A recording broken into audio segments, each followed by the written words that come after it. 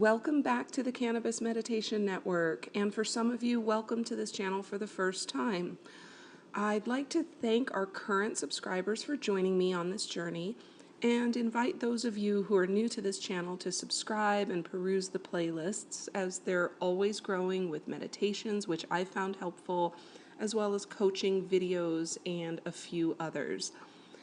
Today I'd like to read for you a small essay I wrote a couple of years ago. I published it on Amazon, so if you'd like, you can use it as a reference. You can download it. I believe you can also order it in paperback. It's called The 10-Minute Pocket Guide to Changing Your Life. So let's get started. The 10-Minute Pocket Guide to Changing Your Life by Nina Fall. Copyright 2017. Preface. Like so many of you, I have found myself at countless impasses and crossroads in my life, and they have become more frequent as I've gotten older. So here I sit, at 40 years old, still trying to figure out the key to happiness, success, and yes, make a living at what will afford me some simple pleasures. I have struggled with frustration in my employment, lost a business, lost a marriage, dealt with financial ruin, and many more countless losses. But for some reason, I remain optimistic that things will get better somehow. Then one night, during a guided meditation on YouTube, I actually had an epiphany. I didn't recognize it as an epiphany at first, but it seemed like the most logical reason things weren't changing in my life. It was simply this: I am predictable. I know exactly what I will think, how I will react, and what steps I will take in practically every single situation in my life. Quite honestly, even though I'm approaching middle age, I discovered that I have the emotional maturity of a 21-year-old, if that. I literally have not changed in 20 years, maybe longer. I was spectacularly underwhelmed with my behavior and expectations in life. Sure, I've wanted to better myself and better my circumstances, but how could I possibly better anything if I haven't evolved? It was no wonder that all those years of mind control exercises never worked. The law of attraction exercises didn't work. My faith dwindled. I suppose I thought I just didn't believe enough. But the other night, it all came together. No matter how much time I put into managing my thoughts and trying to be positive, I was still predictable. Literally nothing had changed except my conscious rhetoric. What I did next took exactly one day of practice to realize that all of these things work if you do just 2 simple steps. This pocket guide is simple and shouldn't take more than a few minutes to read. My intention for this tiny volume is to provide a reference, something that you can open up at any time and get back on track. I won't guarantee that it will change your outward life, but it will give you a couple of simple steps to change your inner life, which will translate into every experience you have in your outer world. I implore you to keep reading only if you want to keep trying to improve yourself first. You see, nothing can change outside if you don't change what's inside first. I know it sounds like another way of saying, look to the law of attraction. But in my mind, it's completely different. This journey is about you. It's not about manifesting your outward wants and desires. It's about discovering yourself, understanding yourself, and taking an unapologetic view of yourself. It isn't meant to create self-criticism. It's about uncovering all the things that are blocking you from advancing. It's about taking an honest view of yourself and honoring all the things in your life that have brought you to this place, and making small adjustments so that you can carry on free of guilt and anxiety. So if you're still with me, let's get started. Step 1, observe. The very first step in any process of discovery is unbiased observation. True, it's hard to be unbiased when you have so many thoughts and scars all neatly boxed up and strapped to your back. But it's essential if you want to improve your life. We've all asked the existential question, who am I? But I have found that most of us believe that we know ourselves better than anyone else. Thus, that question applies to where we fit into our world as we know it. This is the most drastic pitfall on the road to self-awareness and improvement. I'm willing to wager that when we look at ourselves, our beliefs, and our actions, we have a reason for every thought, word, and reaction. Some are accurate. I know what will happen if this happens or that happens.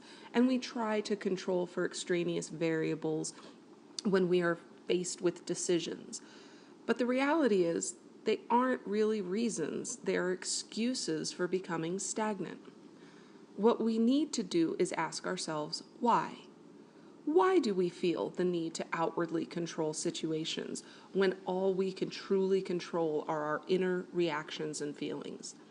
The truth is, we cannot control anyone else. We cannot make anyone like us, respect us, or conform to our beliefs. That's not the point of life. The point of life is to have experiences that provide us with feelings, good and bad. They each have their place in our journey through life. If they are good, then we want to repeat them. If they are bad, we should want to change them, not avoid them. We must first have an understanding of ourselves and an understanding of why we feel a certain way. If we don't like the way we feel, then it's up to us to change the way we feel. And believe me, that is possible. The way to get to understanding the whys in life takes observation. This is where techniques come into play. Meditation. Meditation is always a great way to clear the conscious mind, but it isn't easy when you're facing a constant barrage of conscious thoughts. The point of meditation is to calm the conscious, which allows the subconscious to present itself, because within the subconscious is the space where you will begin to truly understand yourself. So, how do you meditate? Mastering meditation can take years of practice. Not that it isn't worth it, but it's a process. As I mentioned earlier, guided meditations help focus the conscious mind on the voice that is leading you, which blocks all of those thoughts from your day or upcoming day from distracting you. I would highly recommend YouTube,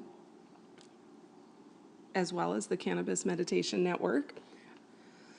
So don't be discouraged from using spirit guide meditations if you're an atheist, or Buddhist meditations if you're Christian, because to me, your subconscious is your spirit guide.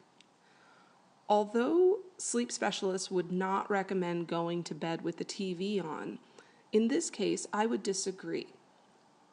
There may be times that you fall asleep directly, and there may be other times that you are conscious in your twilight sleep. That is the space where your subconscious breaks through. With practice, you can interact with your subconscious during your twilight sleep, and thoughts and ideas will present themselves. I would recommend keeping a notebook or your phone's notes app nearby so you can write down what speaks to you. Even if it isn't relevant to the situation at hand, it has its place. As you practice meditation, you can set your intention, or as I like to call it, your expectation from each meditation. As your mind clears, you begin to focus less on the guide's voice and you dive into the psyche. You can inject thoughts, events, and ideas into your meditation as you are always in control of yourself. Visualize yourself watching yourself meditate. Observe yourself from a distance and write down any thoughts and opinions as the observer. If you are truly being unbiased and simply observing yourself, you have the opportunity to analyze your thoughts and ponder them. Every thought has its place and time, which will add up so you may discover who you truly are deep within. Reflection. If meditation isn't your cup of tea, I would then recommend a simple 10-minute reflection of your day. You can do this at any time, but I like to do it as I lay down at night. This is another way to become an observer. See yourself dressed as you were that day, watching your interactions, watching the thoughts you've had, watching your mannerisms. Don't allow yourself to begin telling yourself why you did this or that. Just observe. As your reflection comes to an end, ask yourself 2 simple questions. Did you feel good or bad? Could the outcome have been better had you handled things differently? This is how you challenge your beliefs, so be a bit tough on yourself. Challenge yourself to take the alternate perspective. See what you learn from it. Reflection is truly a form of meditation, but it's easier than trying to go too deep, especially as a beginner. Again, write your thoughts down so you can revisit them as you progress down your path.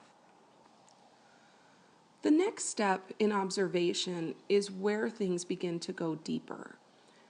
As you reflect on the notes you scribbled down, it's time to ask yourself that familiar list that every journalist lives by. Who, what, where, when, why, and how. This might take a little time to decipher, but this is truly a lifelong process. You have to start in order to discover. So let's start at the top. Who? Think back. Who was the first person with whom you had a similar experience? What? What were the circumstances? Are they similar to the events in your life today? Or are you generalizing through the similarities? Where? Where were you? At home, at school, at a friend's house, at work? Does being in those places now cause you anxiety or happiness? When? When did this happen? About how old were you? Was it a childhood experience, as so many are? Was it an incident in your teens that left you feeling humiliated? Was it an encounter at your first job that broke your spirit? Why? Why did the situation happen in the first place? Why were you compelled to react in a certain way? Was it your values or your past experiences? If it was your values, why do you hold certain values? What do they mean to you? Perhaps most importantly, the way you feel isn't how you actually feel. It's how you were taught you were supposed to feel. How? How did the incident make you feel? How did you react? How did it impact you so much that you added it to the baggage you carry? Did you feel wronged or embarrassed? Are you still reacting in a similar manner? Are you reacting today as you did 20 years ago? If so, then ask yourself why you've become stagnant.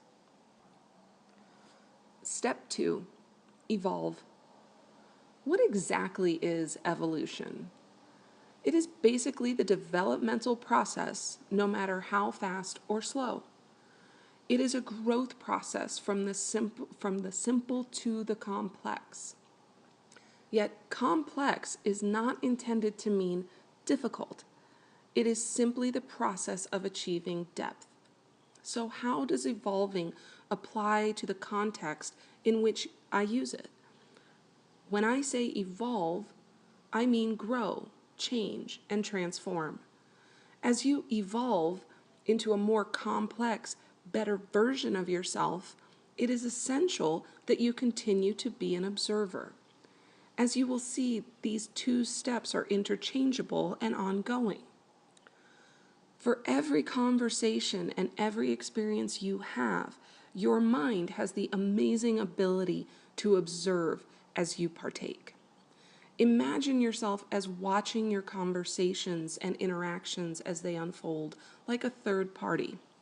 Witness your feelings. Acknowledge the pit you feel in your stomach, or your heart as it beats faster at the budding of a new relationship. Honor your feelings and make a mental note as to why you feel that way, even if the reason is as simple as, I like it. Become comfortable as you take an extra moment to respond in each situation.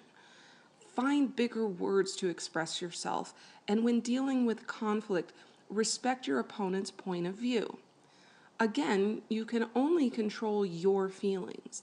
It isn't your job to try and make them understand you. You understand you, and that's what truly matters. In closing, there are many answers to the questions we have about life, but they all truly start with the mind.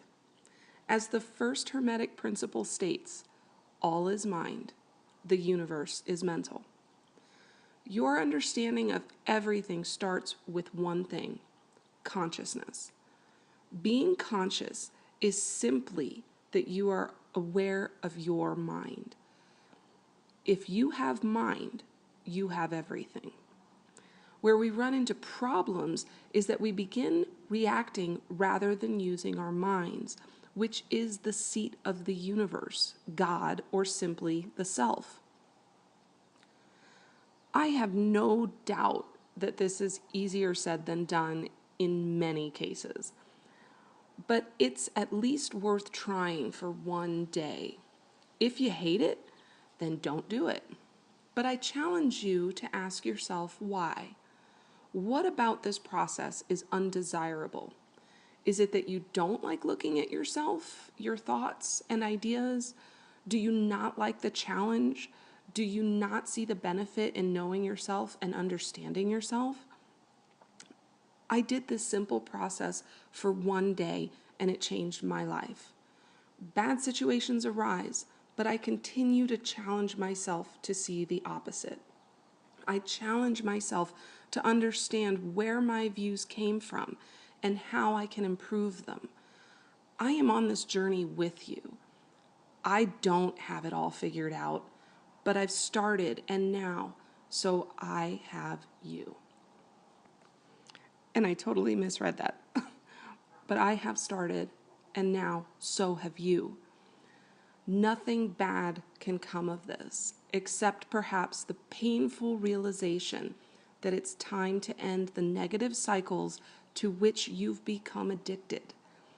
It's a resolution of the mind. So as you travel back and forth through this process, refine yourself based on a sole desire to become a better version of you. Thanks so much for listening to my short essay. Apologies for the perhaps Freudian slip there near the end, but I guess there's truth in it. Yes, you have started on this journey, and we are a community, a tribe. So, in fact, I guess I do have you, just as equally as you have me. So all the best to all of you along your journey, and don't forget that we're all here if you need us. And don't forget to subscribe to this channel and also give me a follow on Instagram at the Sentimental Stoner. Stay high, everybody.